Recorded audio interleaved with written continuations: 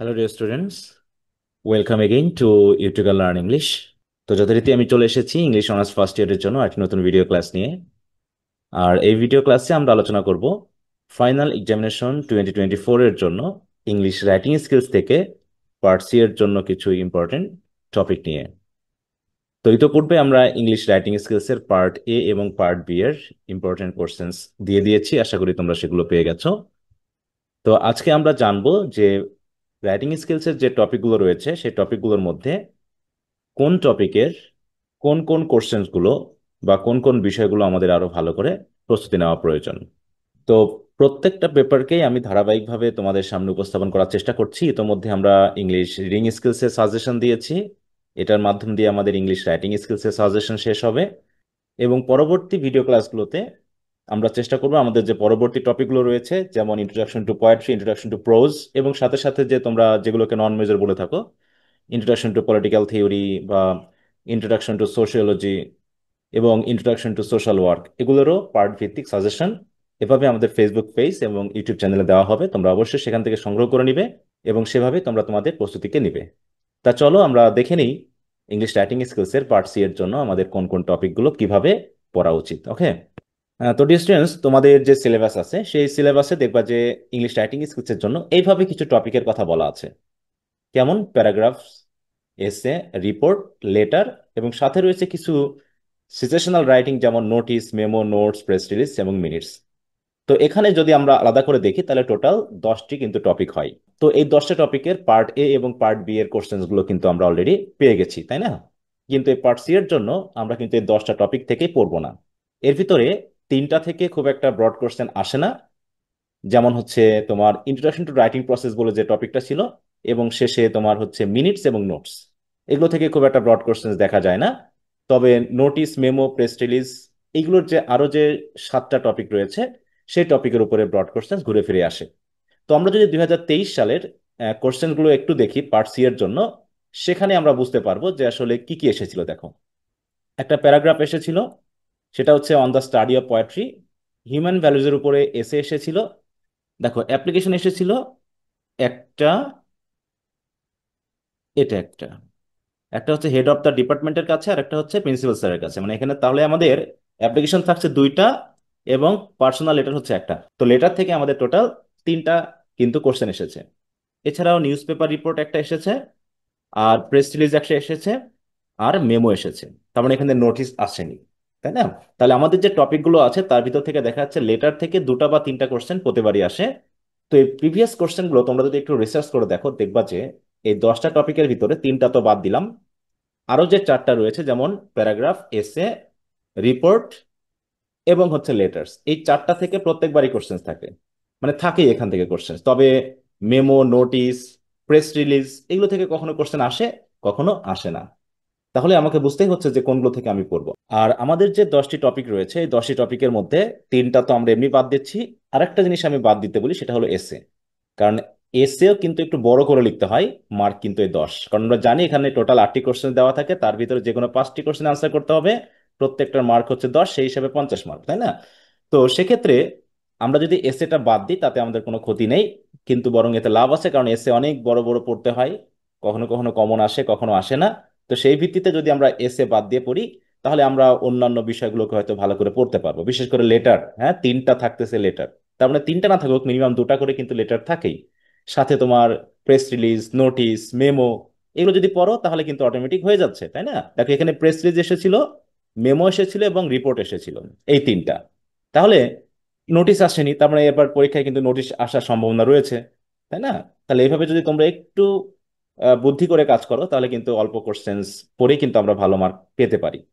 আরেকটা বিষয় হলো, ঠিক ওই রিডিং স্কিলস এর মতো এখানেও কিন্তু কোশ্চেন কমন পাওয়ার সম্ভাবনাটা অনেকখানি কমে যায়। হ্যাঁ, মানে কোশ্চেন কমন পাওয়া বলতে টপিক কমন পাওয়া। হুম।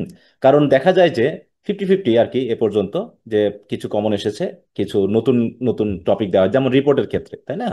এখানে যেমন বলা হয়েছে চুয়াডাঙ্গা ডিস্ট্রিক্টের একজন রিপোর্টার হিসাবে তোমাকে ওই ডিস্ট্রিক্টে যে তাপমাত্রা পড়েছিল, হিট ওয়েভ, তার উপর একটা রিপোর্ট লিখতে হবে। এতে পিপলের সাফারিং কি হয়েছিল সেটা নিয়ে। তার মানে এগুলো রিসেন্ট কোনো বিষয়ের উপরে কিন্তু আসে। তো এরকম কিছু রিসেন্ট টপিক আমি দিয়েছি। আবার কিছু কিছু বিষয় রয়েছে, যেমন এই যে ইন্টারনেট ফ্যাসিলিটি, এটা কিন্তু আগে আসেনি, এটা নতুন দিয়েছিল।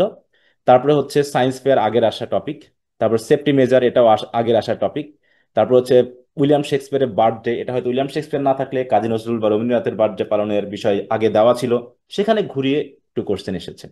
তাহলে আমরা বুঝতে পারছি যে কিছু কিছু বিষয় থাকবে যেগুলো কমন আসে, যেমন হচ্ছে on the study of poetry বা হিউম্যান ভ্যালুস, এগুলো কিন্তু আগে ছিল, আবারও রিপিট এসেছে। হ্যাঁ, তো কিছু রিপিট হবে, কিছু রিপিট হবে না। তো সেই ক্ষেত্রে তোমাদের কাজ হবে, যেহেতু রাইটিং টপিকের এগুলো ফর্ম রিলেটেড, নির্দিষ্ট ফর্ম থাকে, যেমন প্রেস রিলিজের একটা নির্দিষ্ট ফর্ম আছে, মেমোর আছে, লেটারের আছে, অ্যাপ্লিকেশনের আছে, তাই না? তো সেগুলোর ক্ষেত্রে তোমাদের কাজ হবে সুন্দর করে তোমাদের ফর্মগুলোকে ভালো করে পড়ে নেওয়া, যাতে একটু আনকমন আসলেও তোমরা যাতে লিখতে পারো। ওকে। তো প্রত্যেকবারের মতো আরেকটি কথা সবসময় বলতে হয় যে শর্ট সাজেশন কখনোই ভালো পরীক্ষার প্রস্তুতি দিতে পারে না। তাই তোমরা অবশ্যই আমি যে ইম্পর্টেন্ট টপিকগুলো দিব, কোশ্চেনগুলো দিব, সেগুলোর পাশাপাশি আরো ভালো করে প্রস্তুতি নেওয়ার চেষ্টা করবে। ওকে, তা চলো আমরা দেখে নিই যে আমরা কোন কোন বিষয়গুলো আমরা একটু টপিক ভিত্তিক পড়বো। আগেই বলেছি ইন্ট্রোডাকশন টু রাইটিং প্রসেস, এই পার্টটার জন্য আমরা কোনো ব্রড কোশ্চেন পড়ছি না, কারণ এখান থেকে কোনো ব্রড কোশ্চেন নাই। এখানে প্যারাগ্রাফ রয়েছে, প্যারাগ্রাফের উপরে আমি টোটাল এখানে 16টি টপিক দিয়েছি, তার ভিতরে কিছু স্টার মার্ক দিয়েছি। তোমরা এগুলোকে একটু ভালো করে প্রস্তুতি নেওয়ার চেষ্টা করবে। আর এই যে ফাইলটা আমি ইউজ করছি তার ইমেজ ফর্ম আমি আমার ফেসবুক পেজে দিয়ে দিব, তোমরা সেখান থেকে নিতে পারবে। তাই প্রত্যেকটা বিষয়কে আলাদা আলাদা করে পড়ে আমি সময় নষ্ট করছি না, জাস্ট আমি স্ক্রল করে যাচ্ছি এবং যে কথাগুলো গুরুত্বপূর্ণ সেগুলো বলে যাচ্ছি, তোমরা একটু শুনে নিবে। এসে রাইটিং আমি বাদ দিতে বলেছি, তারপর এখানে কিছু এসের নাম দিয়েছি। তোমরা এই এসে গুলো একটু ভালো করে প্রস্তুতি নেওয়ার চেষ্টা করবে, যদি এসে থেকে আনসার করার জন্য তুমি টার্গেট নিয়ে থাকো। সবচেয়ে গুরুত্বপূর্ণ বিষয় হলো রিপোর্ট রাইটিং। রিপোর্ট রাইটিং এ আমি এখান থেকে 10টি কোশ্চেন দিয়েছি, রিপিট হতে পারে, তবে বিশেষভাবে খেয়াল করতে হবে যে যদি রিপিট না আসে তোমরা যেন এগুলোকে ভালো করে লিখতে পারো, সেই হিসেবে ভালো প্রস্তুতি নেওয়া। আর রিসেন্ট কি কি ঘটনা হতে পারে সেগুলো অবশ্যই নিউজ পেপার ভিত্তিক বা সংবাদ ভিত্তিক বিষয় রয়েছে, সেগুলো একটু নলেজ নেওয়ার চেষ্টা করবে। যেমন এখানে আমি রিসেন্ট কয়েকটি টপিক দিয়েছি, যেমন জুলাই মুভমেন্টের ব্যাপার, তারপর হচ্ছে অনলাইন গ্যাম্বলিং এর ব্যাপার বা ড্রাগ অ্যাডিকশনের ব্যাপারগুলো একটু ভালো করে পড়ে নিবে। ওকে। তারপর হচ্ছে লেটার রাইটিং, এখানে যেহেতু প্রত্যেকবারই 2টা থেকে 3টা কোশ্চেন থাকে, কখনো কোনো 4টাও থাকে। আর লেটারে যেহেতু 4টা ভাগ করেছি আমি, একটা হচ্ছে ইনফর্মাল লেটার যেটা পার্সোনাল লেটারের মধ্যে পড়ে, তারপরে অ্যাপ্লিকেশন, তারপরে হচ্ছে তোমার জব অ্যাপ্লিকেশন, আরেকটি হচ্ছে বিজনেস লেটার্স। তো এখানে যেহেতু জব অ্যাপ্লিকেশন গতবার আসেনি 2023-এ, এবার আসার সম্ভাবনা রয়েছে। পার্সোনাল লেটার আসে, তার মানে এখানে এবার 3টা থেকে 4টা কিন্তু লেটার আসার সম্ভাবনা আছে। তো এখানে যে লেটারগুলো আমি দিয়েছি সেগুলো তো পড়ার পাশাপাশি আরো ভালো করে প্রস্তুতি নেওয়ার চেষ্টা করবে, তোমাদের বই থেকে যেগুলো আছে সেগুলো অবশ্যই রিভিশন করে যাবে। এবং আরেকটা বিষয় হলো যে অনেক সময় প্রেস রিলিজ বা হচ্ছে নোটিশ, এখানকার যে টপিকগুলো অনেক সময় ঘুরে ফিরে অন্যান্য টপিক হিসেবে এসে যেতে পারে। দেখা যাচ্ছে যে ইনফর্মাল লেটারের বা অ্যাপ্লিকেশনের কোনো বিষয়গুলো সেগুলো আবার প্রেস হিসেবে এসে গেছে বা নোটিশ হিসেবে এসে গেছে।